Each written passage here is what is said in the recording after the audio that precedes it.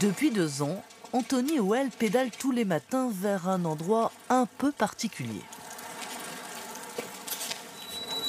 Non, ce n'est pas un petit déjeuner entre copains, mais bel et bien un espace de travail partagé qui, pour ce chargé de communication, n'a que des avantages. J'ai constaté en venant ici que finalement j'avais un rythme plus rapide ici, je pouvais être plus concentré. Et le fait de changer de lieu m'a vraiment permis d'augmenter entre guillemets ma productivité.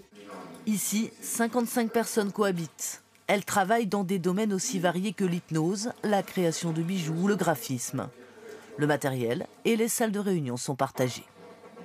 Avoir accès à des salles de réunion dans des espaces comme celui-ci, ça coûterait déjà quelque chose comme 200 € la journée, alors que nos clients vont payer 300 € au mois et ont accès illimité à ces salles de réunion. Donc ça permet vraiment d'avoir un lieu où recevoir ses clients, un lieu qui est aussi prestigieux, qui va donner une belle image de sa société, tout en ayant des frais réduits.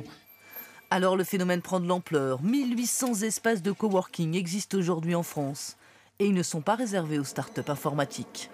Voici en Alsace un espace dédié à la création. La mémoire de ça, oui. Là, le but, c'est vraiment de partager, d'échanger, de travailler ensemble, de se transférer des compétences, d'avoir un autre point de vue.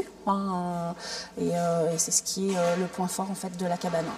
Un mouvement que le gouvernement voudrait accompagner. 110 millions d'euros vont être mobilisés dans les 3 prochaines années pour créer de nouveaux lieux de travail partagés, notamment dans les territoires en difficulté.